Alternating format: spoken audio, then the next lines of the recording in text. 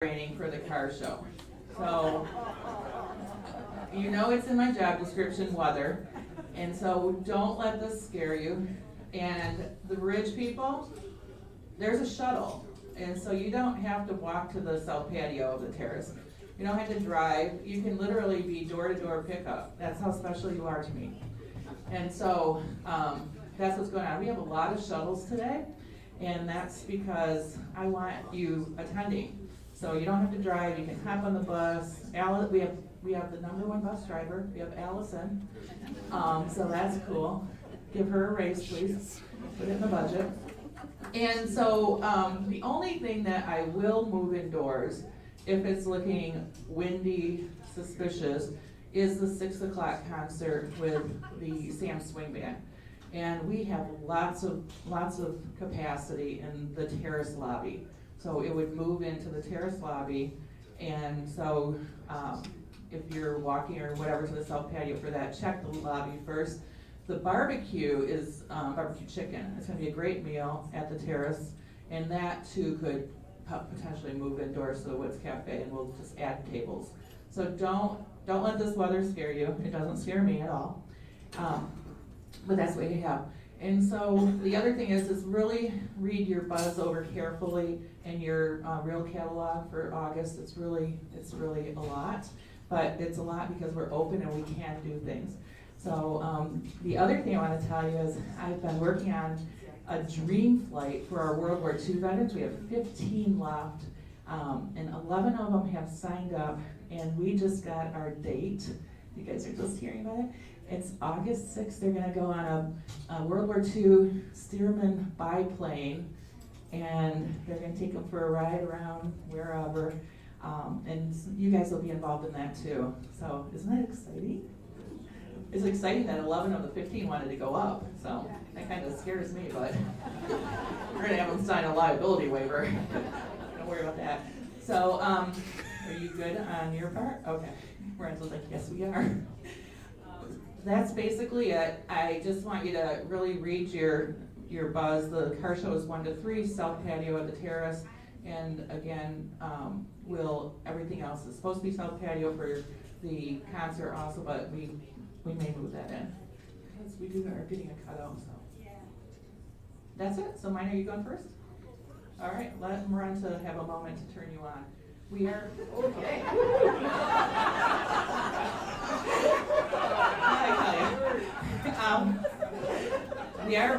I'm going to tell all three of you, right? We are videoing you for live stream, and so we kind of would like you up here, and maybe we can kind of follow you, but I know Dave likes to dance, so. I know, we talk about that all the time at the office. All right. You got me, Marenta? Yep. Okay, thumbs up. Hey, it is so good to see everybody's face. I mean, just to be here and to hear your chatter, and we're just so happy. So, got lots to say. So, first of all, I'm Mina Bruker. I'm President and CEO of Holland Home. I know most of you, but I know there are a few new faces. Glad to see them. And we do this every quarter. So the CLS board, Holland Home, Faith, Hospice, Reliance, all those that come under that board meets quarterly. And then the month following that, we meet with all of you and give an update from the board. We give an operational update, and then also open it up for any questions that you have. And we have really missed this. I know we've done it through video. It is not the same. I hate talking to myself. And I can't read faces, because at least if I say something and you give me the look like, what is she talking about, I can clarify it right on the spot. And so this is just so much nicer to be together. So because we haven't been together for a long time, and we normally don't do this, but I would just want to open us with prayer. So please join me. Dear Heavenly Father, we just thank you. We thank you for the many blessings that you've blessed each of us individually, collectively, and Holland Home. And Lord, you have been faithful, and you have guided us and been with us, and we just give you thanks. We ask now that you be with everyone that we care for that stands in need of healing or to be pain-free, to be comfortable, to have peace, Lord. But we also ask that you be with each of our employees as they go about their job and care for each and every one of those that we serve.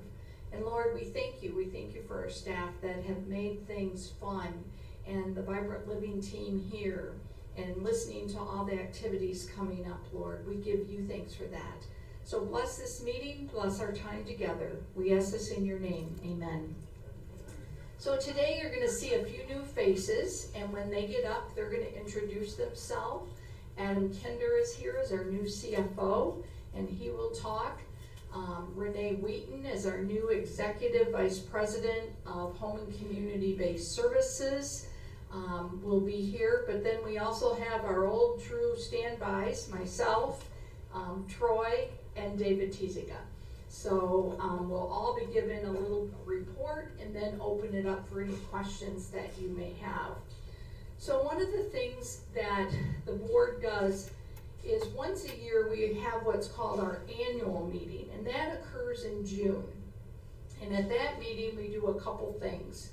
We nominate new board members, officers of the board, and also revisit and verify the mission of Holland Home.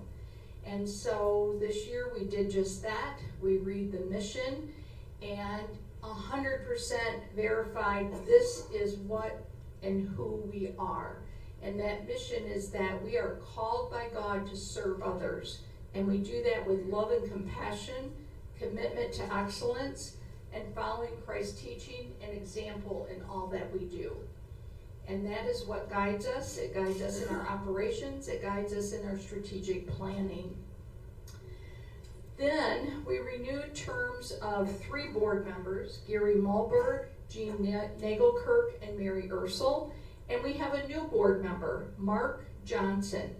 Mark has been on our Quality of Life and Services Committee. So if you remember, we have our board, but then we have a lot of board committees. We have Finance Committee and Strategy and Quality and Executive.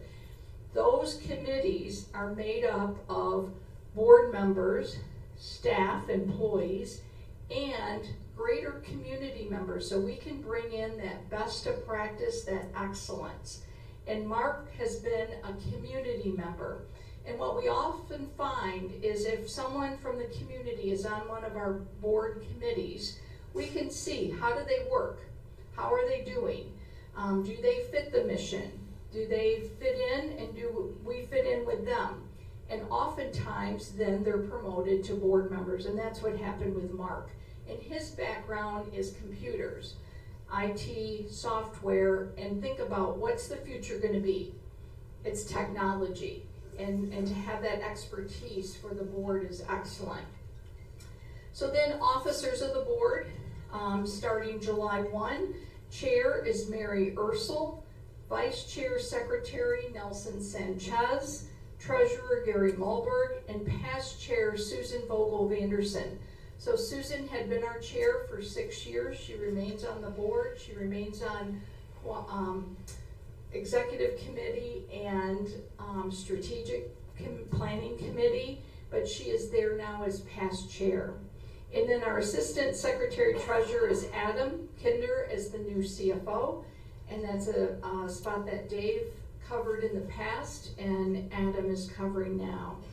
So that's a little bit about the annual meeting and what took place. We'll put those that information in our next Promises newsletter too, so you have that in writing, who those board officers are, etc. So the next to speak is David Tiziga. You know him as our past CFO. He's in a new role as Chief Strategy Officer. He's going to talk a little bit about that.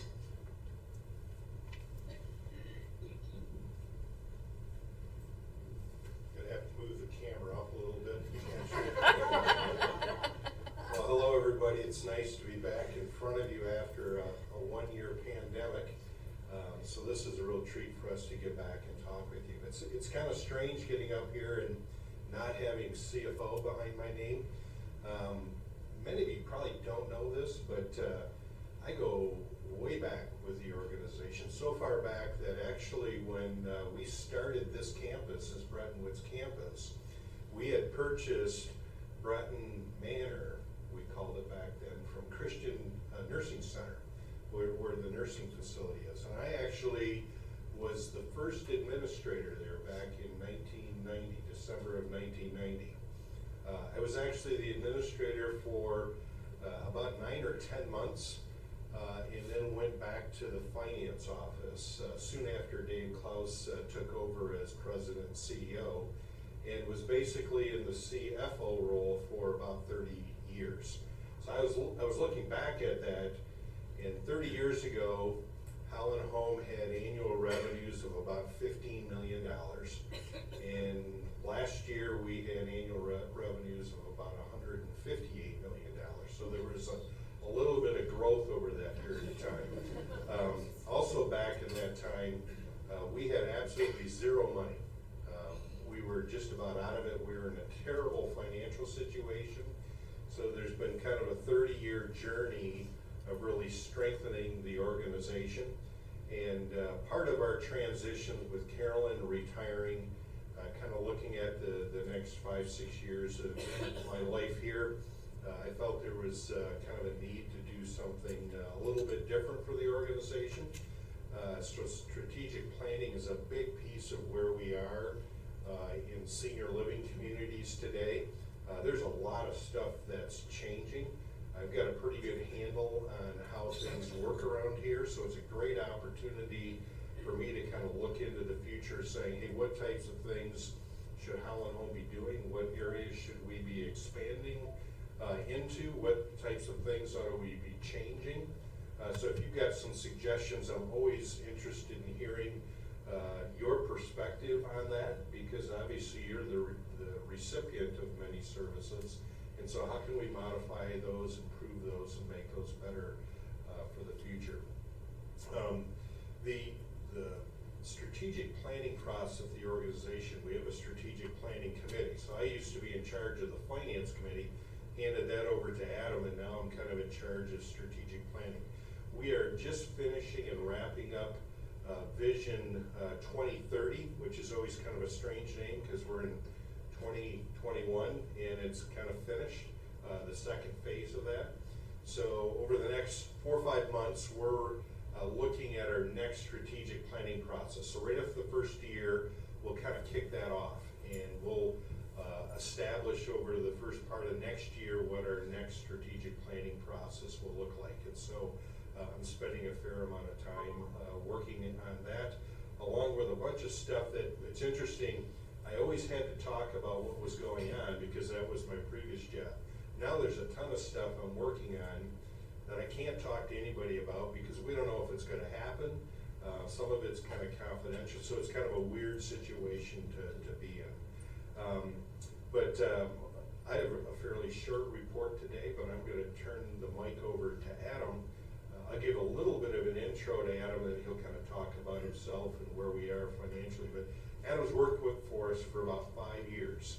And so I can tell you with 100% assurance that I'm handing over the reins of the financials to somebody who is highly competent and able to run our organization. He's demonstrated that as Director of Finance for the last 5 years.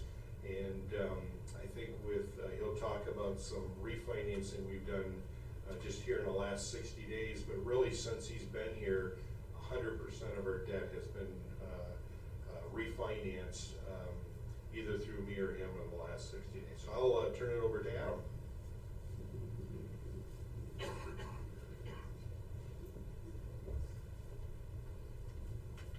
How am I doing, Marenta? Great.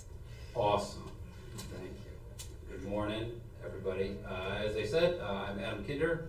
A little bit of background on me. Been with Holland Home for 5 years.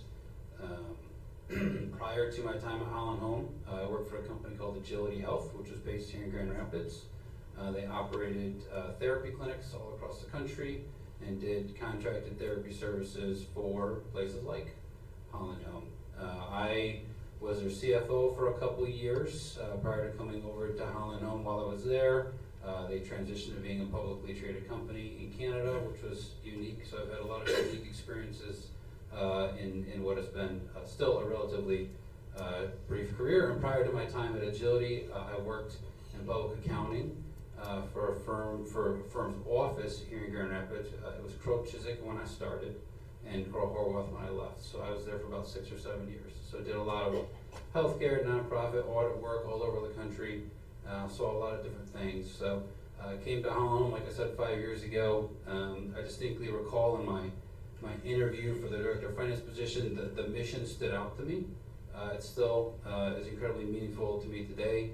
The simplicity and just the directness of the mission statement has resonated with me deeply since the first day I started here, and it does today as well. That's one of the reasons why I'm standing here today. Absolutely. So a little bit more about me. Calvin grad. We'll see how much grace that buys me on this campus. It bought me some on the Raybrook campus. We'll see how much. Here, live in Ada. I have 3 boys, ages 6, 3, and 1 who will be 1 next week. So COVID baby, born during the time of COVID. So they keep us relatively busy. My wife used to work for the Christian Reformed Church. She left that position with the birth of her 3rd child, given all the uncertainties around COVID and things like that. So she's been at home with them for the last several months at least. So that's what keeps me busy at home. So that's a little bit about me, and I'm sure you'll learn even more about me over many years. So originally from outside Chicago, I'll add that too. So talk about finances. Where are we year to date through at least the month of May? So a couple things I'll say kind of at a high level as a general assessment of where we stand. Skilled nursing wise, it's actually operating close to what we expected. So occupancy wise, we're holding relatively close to where we expected from a budgetary standpoint. The one caveat to that I'll say is that that's still well below where we operated from an occupancy perspective pre-COVID. So essentially all of the rooms as a result of COVID pivoted to be kind of private rooms. Prior to COVID, we had a mix of semi-private and private, but due to COVID, everything's effectively a private room. So when you do the occupancy numbers, we're considerably down from where we were pre-COVID. But that's to say we're still holding where we expected at least for this year. So that's encouraging. On an assisted living perspective, this campus very well, relatively 100% occupancy in all of our assisted living units here on this campus. The Raybrook campus has been more challenged, to be candid. They have more units to fill, but B, towards the end of last year, they had a lot more vacancies happen. Statistically, they had more vacancies than we would normally see over kind of a brief period of time. Some of those may have been COVID related. Many of those likely weren't directly related to COVID. It was just kind of a phenomenon that happened.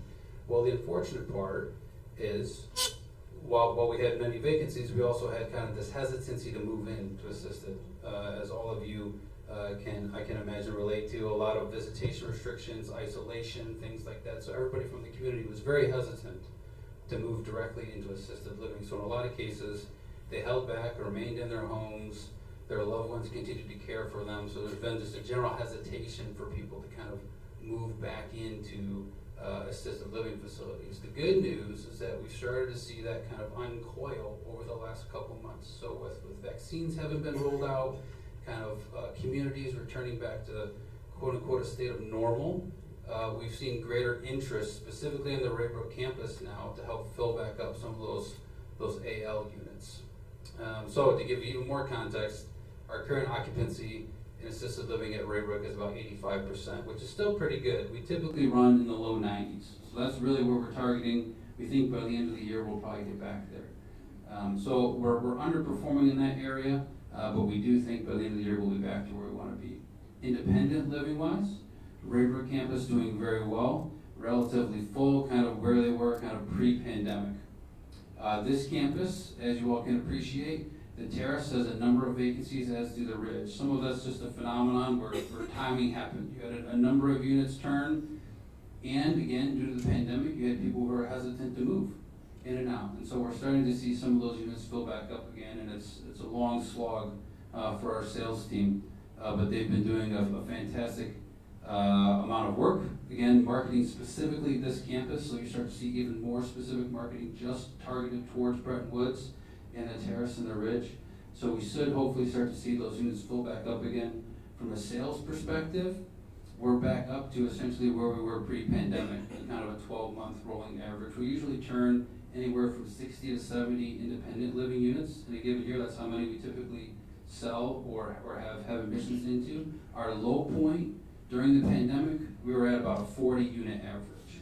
So you can see how over the last several months, it's increased dramatically. We've gone from basically 40 of our 12-month average to now we're in the mid-60s. So needless to say, they're very, very busy and doing phenomenal work right now. So that kind of summarizes where we are. The end result of that is independent living overall, I'll call it a mixed bag. So Raybrook doing well, this campus trailing from where we want it to be, but all the indicators are that we should see occupancy start to build back up again. Again, this was a very challenging year to project, given COVID. Pandemic is something most of us have never experienced before, let alone seen how it was going to impact organizations financially. We think we're doing reasonably well given those circumstances. So overall, the financial health of the organization remains very good and very strong. Our balance sheet has never been stronger, so our overall net savings has never been in a better position than it is today. So that's considerable. The second thing I really want to talk about, so I got a couple things I'm going to talk about. The second thing relates to something that happened in June, but it goes all the way back to April of last year, and it has to do with our Paycheck Protection Program loan. Some of you may be familiar with Paycheck Protection Program loans. You may have heard about it in the news, the CARES Act, all of that fun stuff, right? So Holland Home was, we believe, and we determined we were eligible to receive a Paycheck Protection Program loan back in April of last year. And really this program was intended to support organizations through the broad uncertainty during the pandemic, so you didn't have mass amounts of layoffs. You can continue to support staff and pay staff and do everything you needed to do, and kind of had attached some broad certainties to a period that was very uncertain. So Holland Home went out, we were eligible, we obtained this Paycheck Protection Program loan back in April of last year, and assuming you met all the technical requirements, the loan would be forgiven. That was how the program was designed to work. So there's much angst and anxiety over how all of these programs ultimately kind of flushed out. A lot of this was done in a very hurried way, some of it very good, some of it executed not so well on the part of the federal and state agencies that oversaw these. So we obtained a $5.5 million Paycheck Protection Program loan last year in April, and we absolutely needed it. When we went back and we determined what the actual cash flow impact or our estimated cash flow impact was of the pandemic or COVID on Holland Home as a whole, it was close to $9 million last year. So that's a combination of additional PPE expense, so face masks, gowns, gloves, and unfortunately we're having to acquire all those things at the absolute worst time, right? So you're paying $1.50 or $1.95 for a mask that would normally cost 15-20 cents. But you have to have these things. So this was back at the time when the pandemic was just kicking off and no one had anything. So additional PPE costs, operating skilled nursing in an entirely different way was at a completely different cost to us. So just a handful and slew of additional things. COVID testing, the testing costs alone for that were in excess of $1 million last year, executing on all that. Fortunately, all of that was reimbursed by the state of Michigan. So we estimate that the impact to Holland was close to $9 million last year, and it continues, frankly. So we absolutely needed this $5.5 million loan to help support a lot of these things. So we applied for loan forgiveness earlier this year because we believe we met all the technical requirements. And in March of this year, we were notified by Huntington, our bank, that congratulations, you were approved for full forgiveness, which is awesome. However, the kicker was that because our loan was over $2 million, it was going to be audited by the Small Business Administration. And with anything, new federal program, how's this really going to go? And you have a changeover administration, so how are they really going to enforce certain elements here? So we didn't know how the audit was going to work, what the timing was ultimately going to be. And fortunately, in June of this year, we were notified by the SBA that our loan had been approved for full forgiveness. So that was a huge deal for us to know that we don't have to repay this $5.5 million, because we absolutely needed it.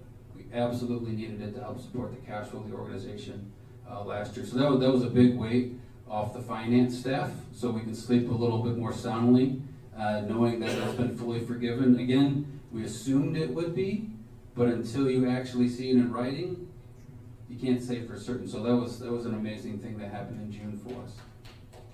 Yeah, that's Steve Quist, the VP of Finance, did more of the work on that than anybody else, and he's not here, otherwise I would have had him tell that whole story. So that was phenomenal. So last year was a bit of a wild west of federal and state funding as far as programs that rolled out. So it was a bit of a full-time job to keep track of a lot of that stuff.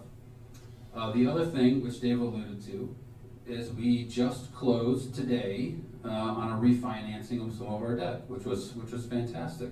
So I'll give you a little overview of how that played out.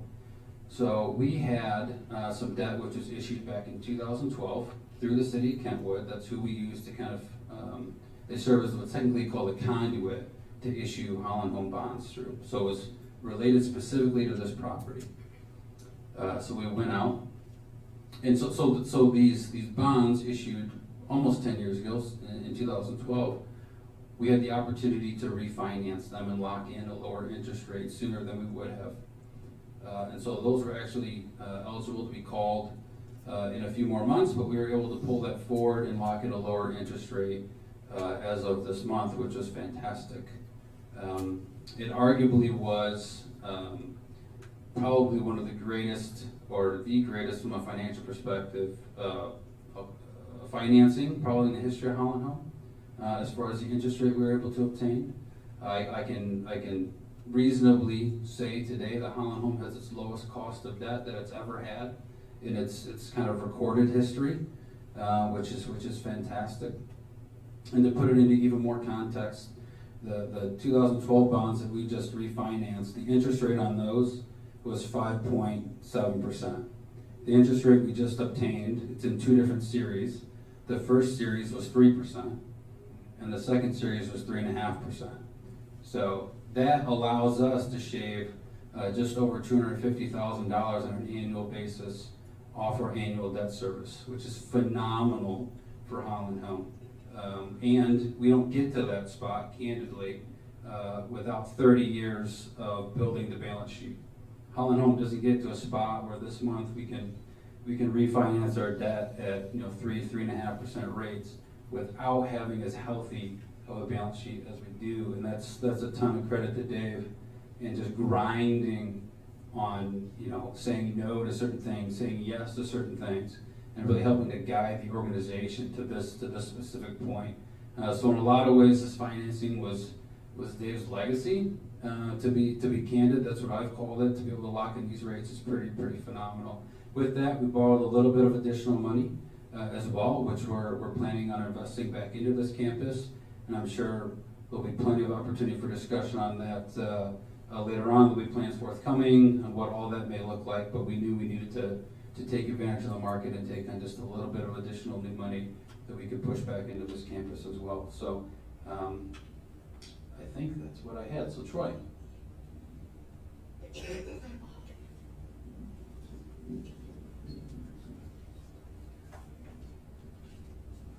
Thank you, Adam. As you can tell, we are very blessed with Adam stepping into the role of CFO. Not only is he fully committed to the mission and sees Christ as his foundation, but he is also an extremely competent person. So we are blessed to have him on board. Quick update on a few things. For the past year, you've been used to COVID updates. You were probably used to seeing all these letters coming from Conica and Sarah, and then the website updates from Mina Weekly, all these different updates. So my update's going to be very short. So the update is, the good news is there's no COVID on any of our campuses, so that's a huge gift, and it's been that way for a little bit now. We'll just continue to pray that it stays that way.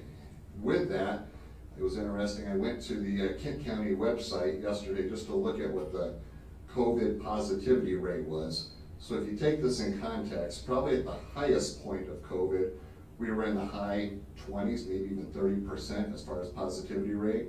So as of yesterday, we're hovering right around 2%, maybe a little bit lower than that at times.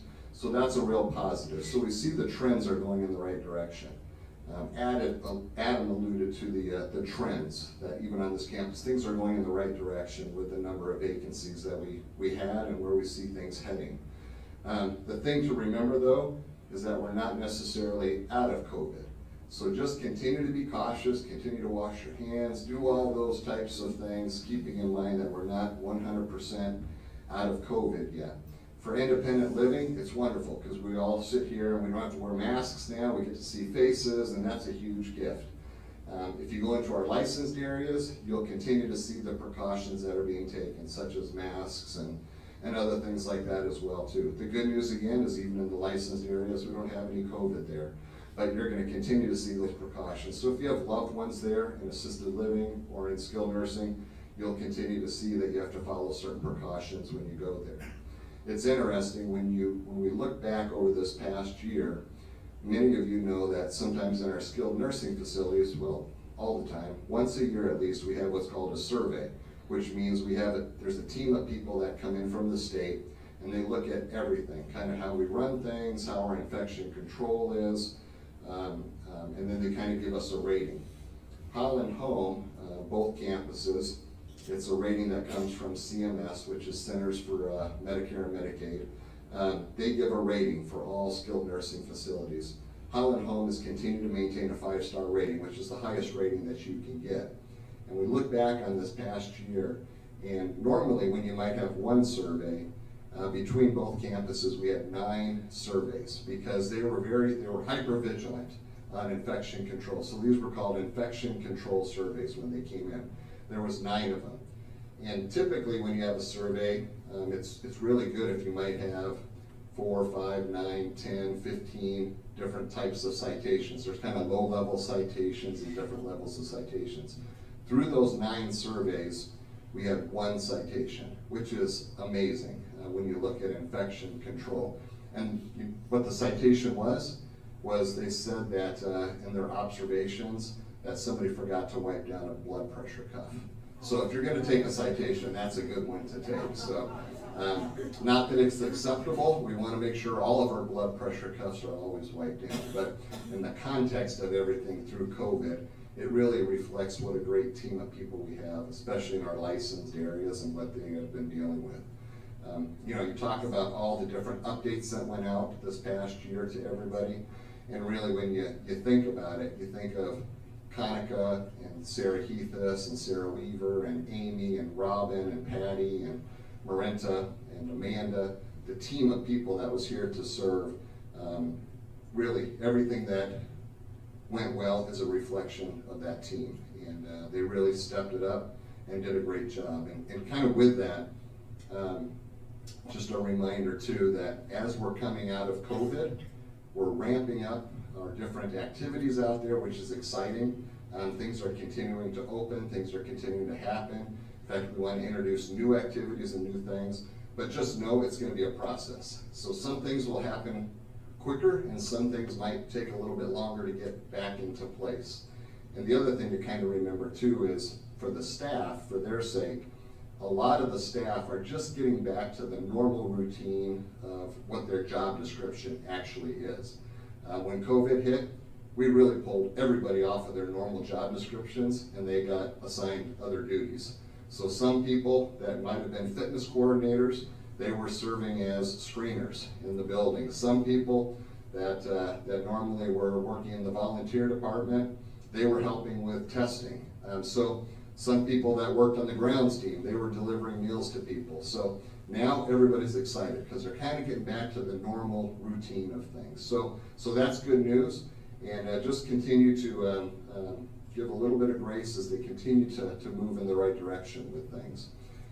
One of the other things too that we have seen as a result of COVID, and this is across the nation, is there's definitely a shortage when it comes to staffing.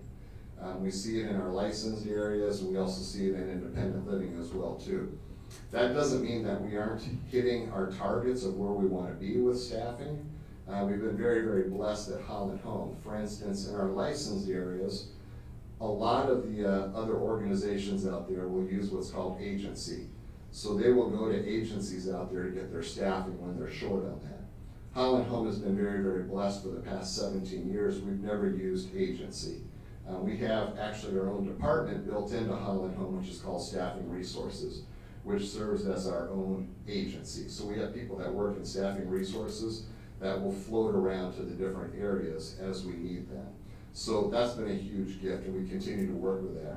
But we still are feeling the shortage of staff out there. If you've been to restaurants lately, you may have even seen that some restaurants aren't even open because they can't even get the staff to be able to serve patrons when they come in. So we're hoping that we'll see a change in that trend. Hasn't quite happened yet, but we're continuing. We're doing okay with staffing, but it's still tight. So just know and keep that in your prayers too, that God will continue to send the right people to Holland Home, because it's not even just a matter of hiring people. We want to make sure we have people that are committed to the mission when they come to Holland Home. So keep that in your prayers as well too. When we look at staffing, one of the things that I know that hit the ridge here, and we are correcting this, was that on our work orders, we are about 80 work orders behind in where we want to be.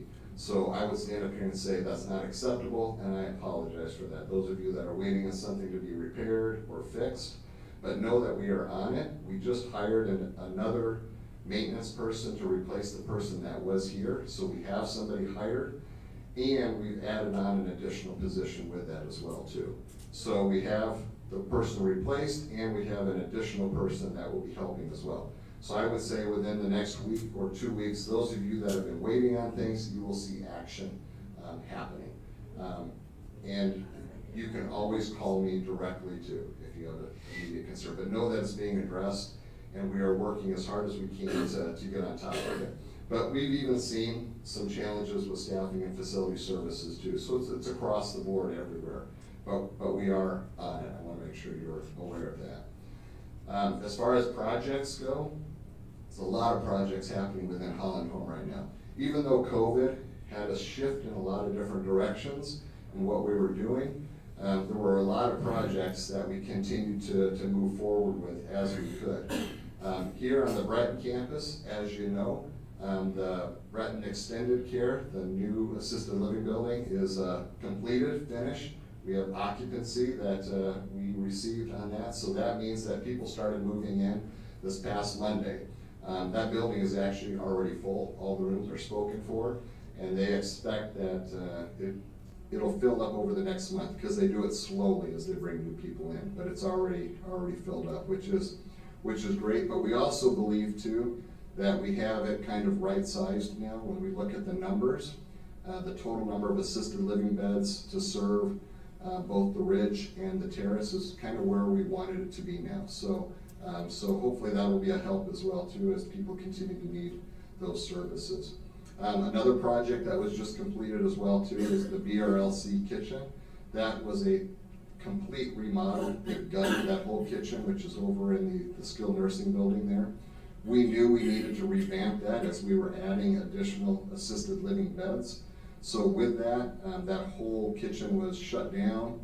We served everybody actually out of the Ridge kitchen right here. All the meals were prepared here and then brought over to the licensed areas. But that kitchen is open now as well too, and that was a huge project that was just completed. And then for those of you that live here at the Ridge, and then those that are from the Terrace and you come over here, obviously you've been watching the progress of the Breton Woods Park, which is exciting. That is the result of a very, very generous donor who came forward and during COVID and saw the importance of people being able to be outside, have nice walking paths, have activity areas. So through that donation, we put together a team. They kind of designed the Breton Woods Park, and you continue to see it going up there, so we're excited about that. 3 pickleball courts, 2 shuffleboard courts there, some beautiful walking areas, a lot of benches. I think in total there's like 17 benches that go around this thing. So there will be plenty of places to sit and rest as you walk through there.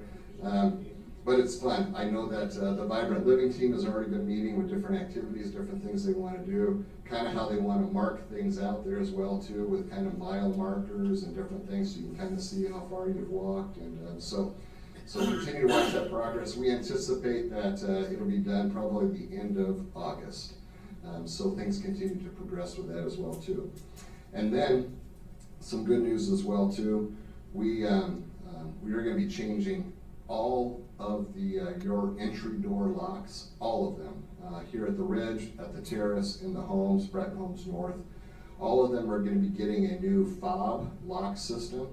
So the way that this lock system will work, and we have them. They were ordered, we have received them, we actually have, so it's actually happening. So we have the things, we're just waiting on some handles that have to come in. You have to get left or right handles, and so there's a few of those that we're waiting on. But the way that these will work, it's based on a fob system. So most of you here have a fob that you use to get into the buildings. It'll be that same fob that you'll be able to use for your door, but that door, it only works for your fob. And then what will happen with that too, if anybody does need to go into your place, we have a tracking of anybody that went in to your particular unit. So it's a pretty sophisticated system. It's a great system. It's a really easy system to use. And you can expect that installation of those locks will happen in the next month. So I'd say within the next 4 weeks. It's starting at the Ridge, then it'll go to the Terrace, and then the homes, and then Breton Homes North. So that's how that progression is being made. But it's a really neat lock system. It's kind of like what you find in a hotel room, that type of a thing. But you'll get more information from Konica and the team as we're getting closer to rolling that out. One of the next steps is we have to go through a training with our staff to understand how the system works and how everything is tracked. So you'll be getting more information on that as well too. So with that, I am going to hand the mic over to Renee. And Renee will introduce herself, but as she's coming up, I can tell you, just as we have a wonderful person in Adam stepping into his role, we are very, very blessed to have Renee, who is stepping into the role of Carolyn when she retired. And Renee has actually been with Holland Home for many years, but I will let her make all those personal introductions. Thank you, Troy. So as Troy said, my name is Renee Beaton, and I have been a nurse for a long, long time. And started in Holland Home in 2003. So I'm working on my 18th year here at Holland Home. And I started in home care as an admission nurse. And I think it was in 2006 I transitioned to Faith Hospice and was their clinical director. And in 2012, became their executive director. So, officially, Carolyn left the end of May, so I was by myself as of June 1st, but I started orienting with her in May, and am the Executive Vice President of Home and Community-Based Services, and that is way too many words. But my role is community-based services, and you all benefit from those community-based services too. So HAO Home Care is here to provide care to you and support to you, to help maintain your abilities. If you have surgery and need additional help with your wounds or those kind of things, they're available to do some therapy and do some different things along that line. Help at Home is our private duty organization, and they are available also to provide service to you.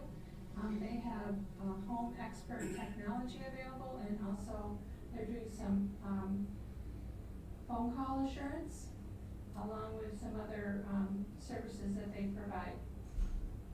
So Faith Hospice is probably what I know the most. I'm learning really a lot about home care now, but I just want to remind all of you that there are opportunities for you if you have lost somebody, that our bereavement services at Faith Hospice is available for anybody. You don't have to be part of Faith Hospice to utilize our bereavement services. So we service all the people out in the community, and of course all the people here at Breton and also at Raybrook.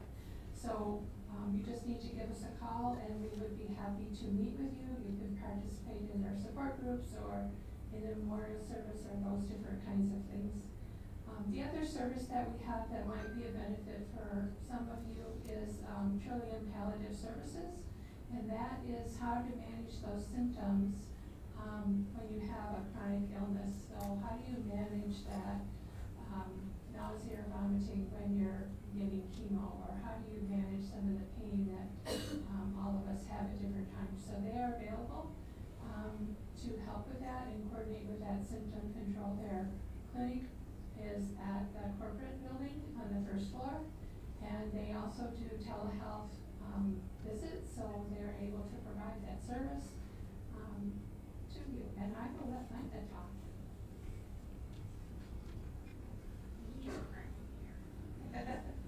All right, a lot of updates, couple more here.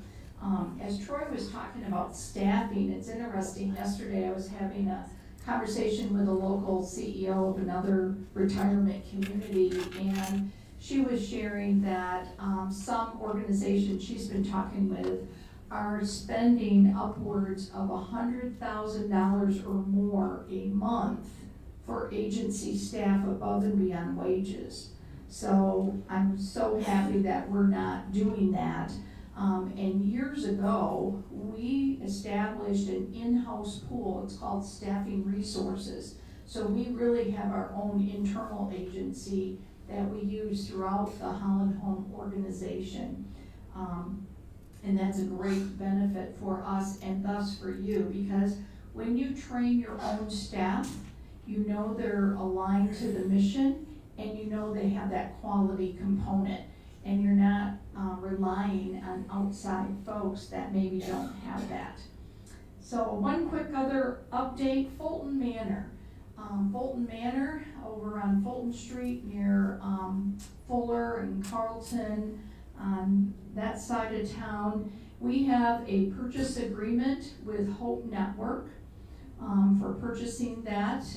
We have had, our residents have been out of that building for a number of years. We used it a little bit during COVID, where this county rented it for homeless folks that had COVID positive. We're also, the police department right now is using it, and they're doing canine testing or training. So you don't want to wander over there because some dog may take you down. But anyway, it continues to be a support for the community. Hope Network applied to MSHDA for tax credits to help with paying for developing supportive housing, affordable housing. They'll also have market rate there and some of their services. And so we're waiting for the approval from the state. The application date changed. It was supposed to be back in October of last year. The state moved the application to February 1. They applied for it. The state was supposed to give approvals April or May. They then moved it to June, and now they moved it to July. So supposedly this week, it's Thursday, and I said I'll believe it when I see it, but we're keeping that on our prayer list because it would be awesome for Holland Home to sell it. It would be awesome for Hope Network, who is a really good organization, but better yet for the greater community and a service there and great legacy of the Fulton site. Couple other quick things on development. We were just blessed last year and continue to be blessed this year with wonderful donors. The COVID support, resident assistance, very much needed last year, and just thank all of you who participated and donated, made such a huge difference. This year our golf outing was awesome, probably the largest one we've had, great sponsorship, lots of good golfers. We got rained out towards the end of the afternoon, but that's okay. We didn't Patty was there, I don't know, she didn't use her non-rain abilities, so. Oh, you were there in the morning, see what happens? We need you there all the time. Faith Hospice concert is coming up, that's in August. The Faith Hospice luncheon is in September. And then the Holland Home dinner, we are planning on that this year. You know, we'll see what happens, but that is being planned on Monday, the Monday evening before Thanksgiving at DeVos Place. So you'll hear more about that. So a lot of information. Now it's your time for any questions that you have or comments. So would love to hear. And we'll all take turns answering those. So I'll repeat the question so we can make sure it gets on the video, but any questions? There's gotta be one or two. Yes, way back there, Martine. We understand that there's, that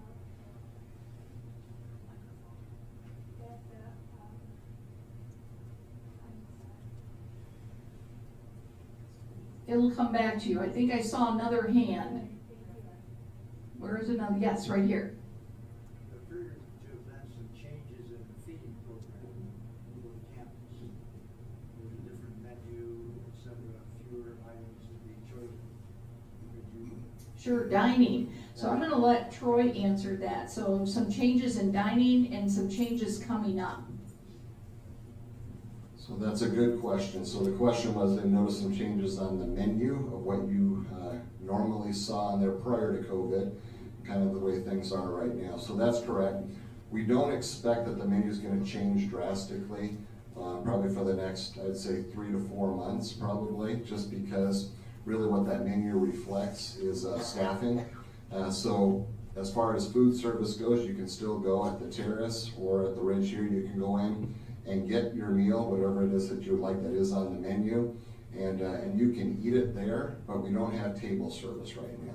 So you can eat it there, or you could take it back to your room or take it where you would like to. Some of this now is also being tied to our plans for future renovation. When I say future renovation, it's probably the next 3 to 6 months is probably what we are looking at. At the terrace specifically, the cafe is going to be renovated there, or the restaurant area is going to be renovated. Completely new design, completely new look to everything there. That's going to also include the lobby area, which is going to receive an update on how that looks. It's a little dated. And so that is going to be happening, and you're going to hear more about that. It's in the planning phases right now. We're going to have renderings of what the cafe is going to look like. With those renderings, that's going to be presented to some of the residents here to get feedback on where things are going with that. This is not going to be a thing that lasts for a year or 2 years. We're moving forward with things. So that's why also too, you're going to see a limited menu for a while yet, because once those renovations start, it's going to change how we're doing food service there as well too, which will probably be, we'll still have food service, but it'll be more delivery. And you might be able to get something and eat maybe in a different area. Those logistics haven't been worked out. But specifically to answer the question about the limited menu, that is correct. We hope to increase that, but it's not going to happen anytime within the next probably 2 to 3 months. And then the construction, hopefully, and renovations will be starting soon too. So we'll just have to see, but more information will be coming out about that. Yes. Might I make, you use the word not table service right now. Does that assume that there will be table service?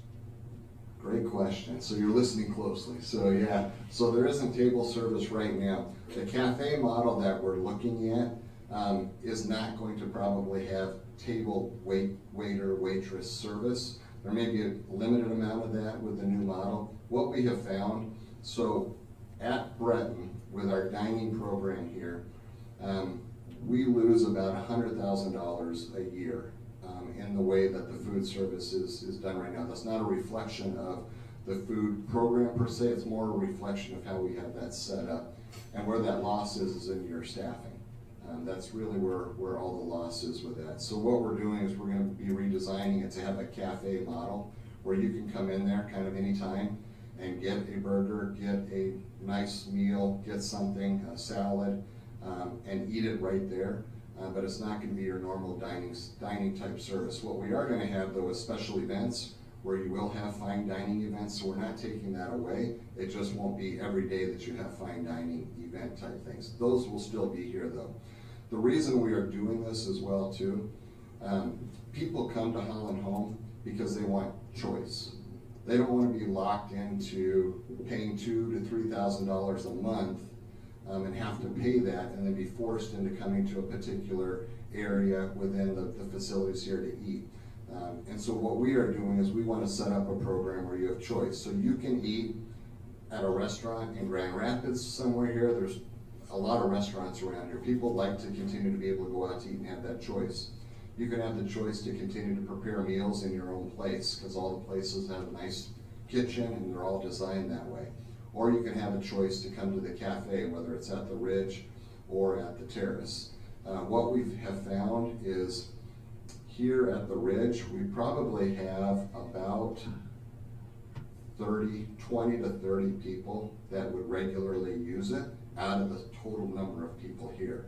At the Terrace, it's probably about 40 people that regularly use dining service there. So you can see that kind of shows you too the challenge that we have. Unless we did a mandated program where we require you to pay $2,000 to $3,000 a month, it's really difficult to design a program that's going to provide that type of choice that people want. It's going to be excellent. And part of this model is based on our Raybrook model. So at Raybrook, we designed a small cafe there, which has actually been used beyond what we thought it would be used. They have excellent salads there, sandwiches, freshly made food, and it's used regularly. And so that's part of where this design is coming from. What will happen though that you're gonna see is, like I said, once we get the renderings together, we'll be getting teams of residents together to look at this and also to look at the model. So is there room for change with the direction we would go? Sure, we wanna get people's feedback and understand what's gonna be best. If you remember, probably about 2 years ago already, we did some focus groups here to get an understanding of where people were at with food service and what they were looking for and desiring. Without a doubt, people did not want to be locked into a particular food program. They wanted choice. So anyways, our goal is to get you high quality food, but make it available as much as we possibly can, but give you that choice that people are looking for when they come to Holland Home. So hopefully that gives some context and gives you a little bit of idea of kind of where things are heading. All right, yes. One more question for Troy.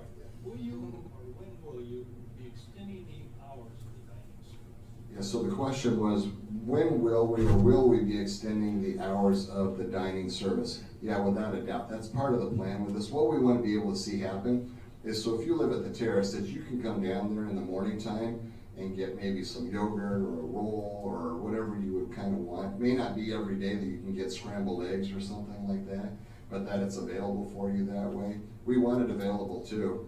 Our goal is to come up with a plan that's going to work so it's 5 days a week at least, and then possibly on the weekends as well.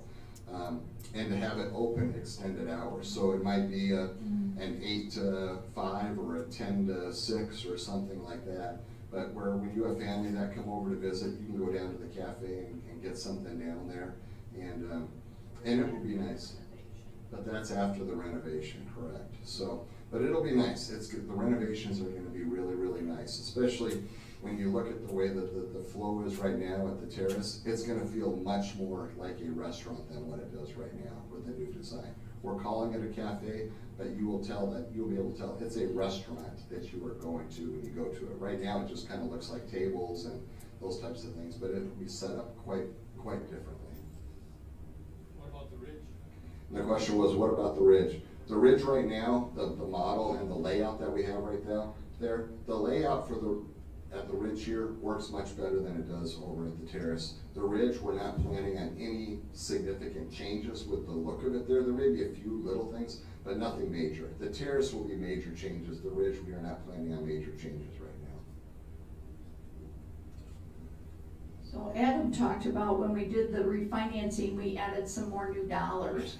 So some of those new dollars are going into this new front lobby and cafe of the Terrace. That's why we can do the planning and get it done, because we closed on the money today. Good. Other questions? Yes? You indicated you had a large number of work orders that are outstanding. I can understand that, but what I personally have been somewhat frustrated by is not knowing what the status of that particular work order is. Okay. It would be very helpful if you call the committee so that an indication of how much longer it would take to get that taken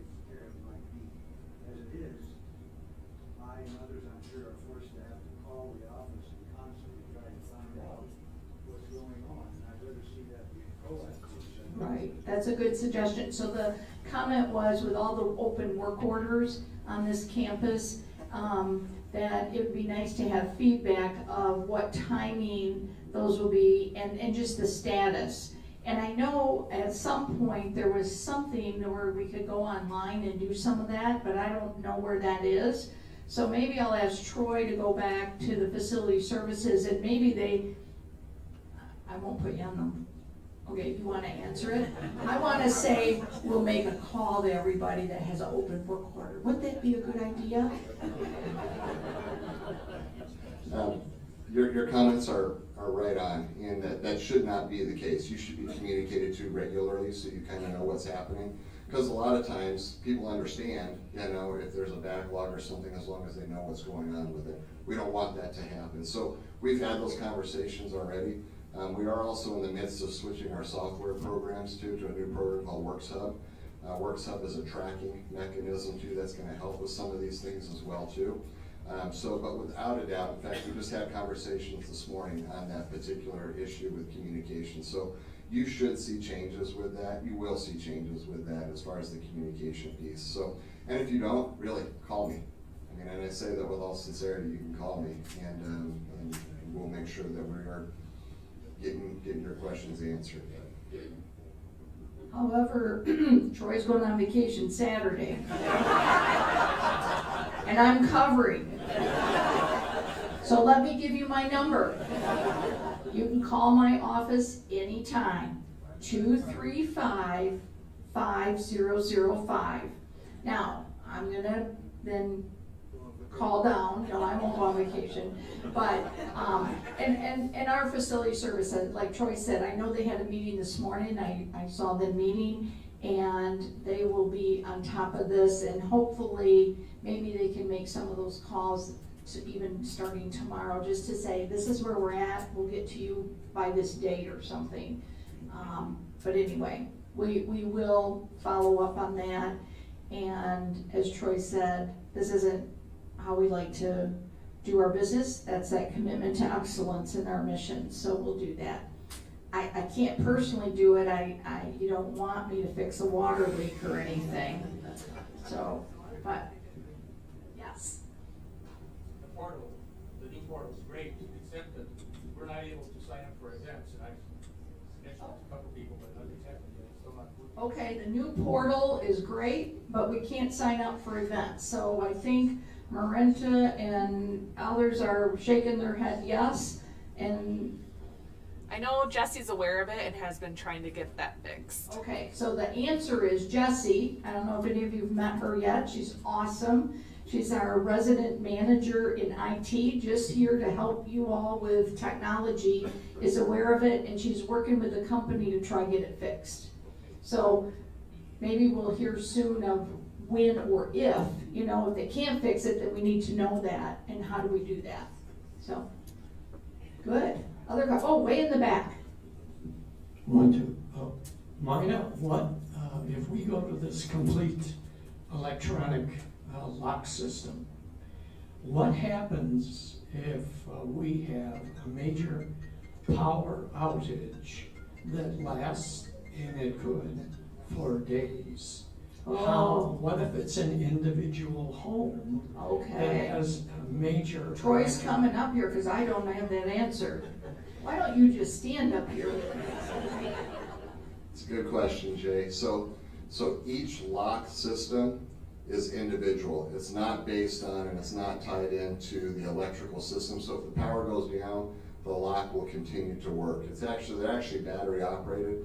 The batteries in these systems last for 2 years. We'll be replacing them annually with our other annual inspections. So we looked at those things. So it's a 2-year life on the batteries that are there, but we replace them every year, so you won't have that issue. If there ever was an issue, and you'll be hearing more about this lock system, there'll be training and kind of that stuff. It's very, very, very simple to use. But if there ever was an issue too, where for some reason, let's say that battery failed and your fob did not work, these are based on a system that our maintenance would be able to have. They have a little power thing that plugs into it, and it gives it enough power to be able to change the batteries out or do whatever needed to be done. So It's, I don't wanna say it's fail-safe, but it does have those things built in. So if there is a power outage, it won't impact the lock system. Question on the lock, Hello? Yep. will the doors lock automatically? That is, if I walk out without my key and I forget I got it, can I get back in? Yeah, there's different ways that they can be programmed as well too, but yes, you can get back in. I mean, if you forgot your key and it locks automatically, you would have to call down to the desk to get the proper person, because people will not have a master key for that particular lock there. So, but we would be able to get you back into your room. Yeah. Is there a key override on it, to where you could use a key, physical key? There's not. The question was, is there a key override on this system so you could use a physical key? There is not, because our goal in this process was to do away with keys 100%. We did not want any keys floating around out there. We don't want to track them. We don't want to know who has them. So there is a very, very, very tight process on how these electric locks are being worked. So for those that love the key that you can actually use, it won't be an option. So I apologize for that, but yes. All right, if you say that they come and do an override, and what if it happens late at night? How fast are you gonna have to sit and wait? Yeah. So the question was on the override, so if the batteries were to go bad or something happened with the batteries, and it happens at night, how fast would we be there to be able to get you back in? I mean, we'll have to figure that out and make sure that we're there to do that. I don't anticipate that happening, but you're right. If that does happen, we want to make sure we have a process in place. They don't want to wait 3 days. Well, you don't even want to sit there for 2 hours, you know, so that shouldn't have to happen. So, but there will be processes in place that we make sure we address those things. I don't know how to answer that specifically. Yes. We now have a 4-digit code in Homes North, are we gonna lose that? Yeah, so the question was, you now have a 4-digit code in Homes North. Will you lose that? Yes, you will. So Brighton Homes North will be on the same system. And again, we apologize, but it's our way of being able to make sure that this system is 100% protecting people. So yeah, it is a little bit of a bummer for those that like the 4-digit system, but you'll be able to use your fob and get kind of right in. It's a tracking thing. That's what we were looking for. I Yes. have a help me and phone system that is supposed to, if I fall, they're supposed to have an ambulance there, somebody right there, very quickly. What happens? They can't get in. Yeah, so the question is, if you have an alert system and something happens and you fail and you needed to push that, how would they be able to get in? Right now, the way that we have the system set up is there's what they call a knock box for the fire department and ambulance. They have their own special key. So the fire department has a key to get into that knock box. In that knock box would be a card that's in there that would be able to get them into your unit if they need to get in there. If a staff person wasn't there, if it's at 2 in the morning or something, they weren't right there to do it, the fire department is still able to do that, have access to it, and be able to get into your room. But right now, that's the way it's set up already too. There's a key in that knock box for them to be able to do that. Good question. If anybody is in the work shop alone and they fall, there's no way that, say my husband could call me, you can't use your phone in the workshop or in the market either. You're not able to use your cell phone. Is there any way to correct that? Yeah, so the question is, if you are working in the wood shop, the workshop, or the art room, or you're downstairs, so like down in maybe this area here, or specifically over at the terrace, if you're on the first level downstairs there, cell phone coverage doesn't necessarily work the best there. And it's been that way historically since day one. These buildings are built like a vault. You know, Holland Home builds their buildings with bricks, and it's not just sticks and, you know, that kind of stuff. It's bricks. So that poses a challenge with that. What we do have is in certain areas there are repeaters that are there, but we have looked into it. I have talked with a couple of people. Our IS department is continuing to look at it. We have had it before where we have to have a special antenna up on the roof which gets run down. I'm going into a lot more detail than what I need to, but we're looking into it to see if there are some additional ways to do it. without it being a huge, huge expense. There are some emergency phones downstairs in the wood shop and the others, but I understand what you're saying. Some people want to have that direct link to a spouse, or they're checking in with them, they want to make sure things are okay, and you can't do that sometimes depending on the area that you're in. So we are looking at it. I don't have an answer for you today, but I know that we're looking at that. Two questions, yeah, okay. I just wanna say that we love this place. We've never had anyone who was cruel or nasty or anything like that. The staff is unbelievable, and I brag about this place all the time. We had two maintenance men come in yesterday to our place, and, I just like the kids that come because I said, I know you think that old people are kind of grouchy or something, but that won't happen here. But I said, for one thing, if Jeff doesn't straighten out, we're gonna call Tia Cap. It's wonderful here, just everyone is wonderful. That's good to hear. And yeah, Jeff and the team are some good people, so, yeah. Phil? Is there any progress report on the introduction of Wi-Fi in the building? So the question was, is there any progress report on the introduction to Wi-Fi in the building? There really isn't from our last conversation that we've had and the last updates on that. What I can tell you though is, you know that there's, we call it our Comcast contract. That will be coming up in probably about a year and a half to 2 years is when that contract expires. So we've already had some meetings looking at that. You know, technology is evolving and changing so quickly. So we're trying to kind of come up with what are the options, what should this look like to give all of you the greatest options that are out there right now, as well as trying to leverage what's out there to get the best price points that we can on things like internet. It's extremely important. We want it here, just don't know what that's gonna look like yet. But we are starting those conversations, Phil, to kind of look at, do you bundle things? Are they separate things? Does Howland Home bring it in themselves and do it themselves? The hard part is too, when you make that investment into Wi-Fi, it changes in 3 years. So if you make a $2 million investment, you wanna make sure you're gonna get your return on that as well too. So those are all the things that are being looked at. But it's critical to us because technology is critical here. And so much of what we are doing is technology based. So it's at the top of the priority list to figure out what should that look like. Is this another, yes?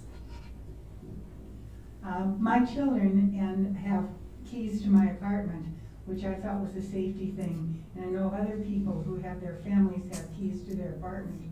Is there a provision to be made for that? Yes, there will be, for sure.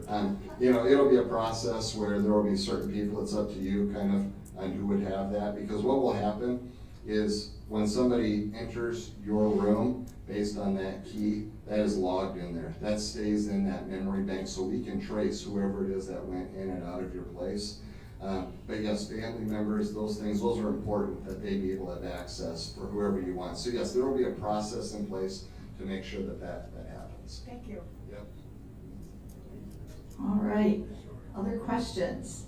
I know we're coming past our time, but this is important. We haven't been together for so long. So I'm just gonna, oh, go ahead. Just maybe a simple question, maybe complicated, but the rolling average of vacancies appears to be a little high right now in this area. How about the and maybe you don't track this, the rolling averages of people wanting to get in? Right, so it's interesting, at our Raybrook campus, we have a significant waiting list. At this campus, we do not. And so we do manage that. Now, I won't say we don't have one at all, but our sales team is working with a number of folks who are interested but not ready. I'm trying to think, and David's our historian, is it 5-7 years that people usually start talking to us by the time they come in, and then ages and all that stuff? And so it's actually a great question. We kind of look at this for the future a little bit too, but on average, people live with us about 11 years in independent living. So that's like an 8.5–9% turnover. But as far as the waiting list, what's interesting is when we look at who comes into senior living, the average age of entry is 78 years old. It's a little bit younger in the homes, a couple of years younger than that, though that's an average. So we have folks who move in who are 87, we have folks that move in, I actually had a classmate from high school move in on the Rayburg campus. And I'm 60 years old, so can be as young as 60 years old. So those averages are kind of funny numbers. We tend to look at the population demographics, and so you think about how many people are actually getting to retirement age today. It's the largest number that's ever happened. That number continues to grow. So we know today, between 2021 and 2040, the number of seniors that are 80 plus, that number is going to be 113% more. So think about how many are 80 plus today. Feeling better?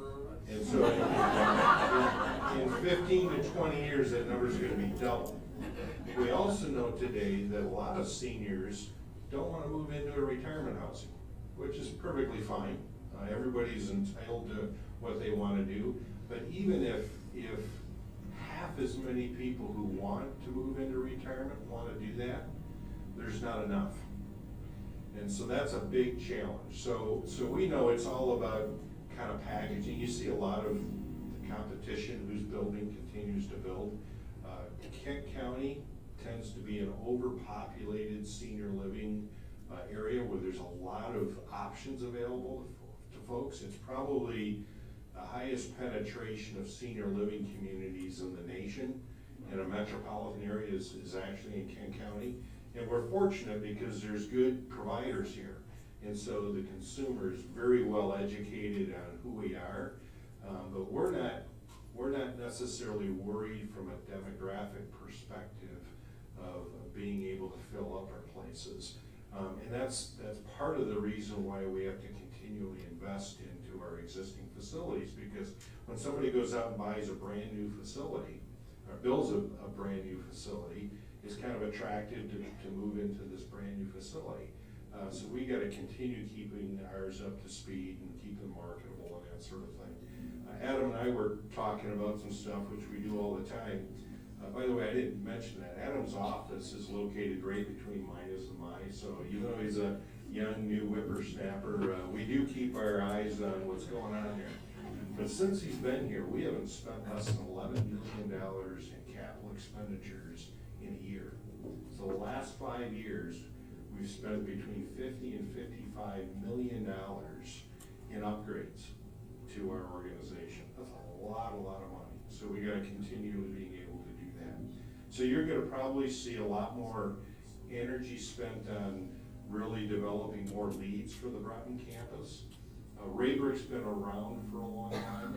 One other point I wanna make too is in the first probably 7 or 8 years that a facility has been around, turnover is very low. And then all of a sudden, what happened? You had a facility that was built, that 100 people moved in, and they were all average age 78. So 7 to 10 years go by, they're all now 88. And suddenly you start dealing with, I need more care, I passed away, there's changes in what's going on, and that's really what creates that turnover. So on the Rayburg campus, because we started at Stage 1 in 1987, it's smoothed out. We're still relatively young on this Broughton campus, where the first Broughton home was built in 1999. Broughton Terrace first wing was 2002. This building was 2009, 8 and 9.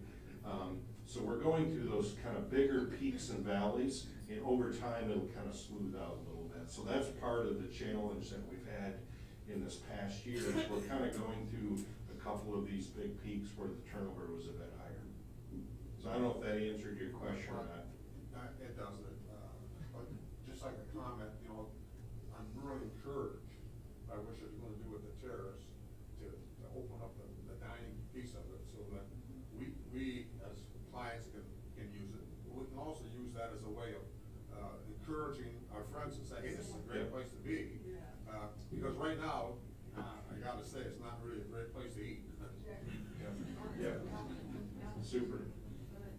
So before we end, and we will stay around a little bit if anyone has any individual questions, but I have a question for you. So I'm gonna ask you in a minute, from a scale of 1 to 10, 10 being the best and 1 being the worst, where you are right now, coming out of COVID and living here at Holland Home, and everyone can yell out their number at the same time, so you don't have to be put on the spot. But where are you from 1 to 10? 10. Good, awesome, all right. Well, Patty, I think, has a couple announcements real quick, and then, but we'll hang around.